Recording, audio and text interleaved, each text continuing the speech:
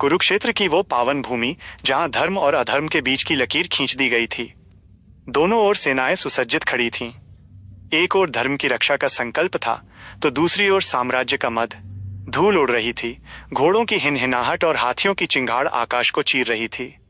धृतराष्ट्र के 100 पुत्रों में सबसे ज्येष्ठ दुर्योधन अपनी विशाल सेना को देखकर गर्व से भरा तो था, पर उसके भीतर कहीं एक सूक्ष्म आशंका की लहर भी उठ रही थी।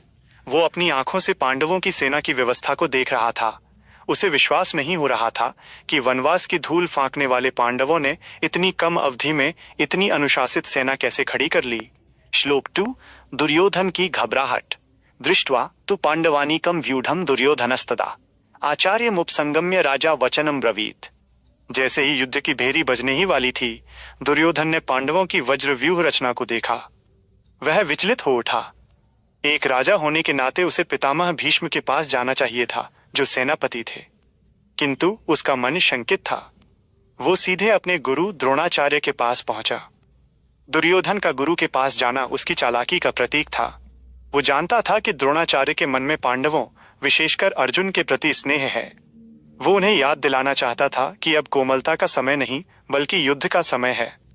दुर्योधन ने गुरु से कहा, आचार्य, तनिक उधर दृष्टि डालिए। देखिए उस पांडव सेना को जो विनाश के लिए तैयार खड़ी है। श्लोक 3 कूटनीति का प्रहार। पश्यैता पांडुपुत्राणामाचार्य महती चमूम व्यूढ़ा द्रुपद पुत्रेण तव शिष्येण धीनता।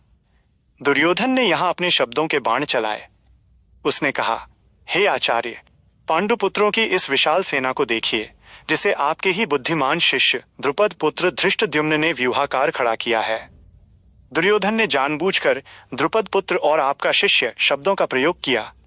वह द्रोणाचार्य के पुराने घावों को कुरेदना चाहता था। उसे याद था कि राजा द्रुपद ने द्रोण के अपमान का बदला लेने के लिए ही यज्ञ से धृष्टद्युम्न को प्राप्त किया था, ताकि वह द्रोण का वध कर सके। फिर भी द्रोणाचार्य ने उदारता दिखाते हुए उसे ही अस्त्र विद्या सिखाई थी। दुर्योधन का संकेत स्पष्ट था, अतारांकन।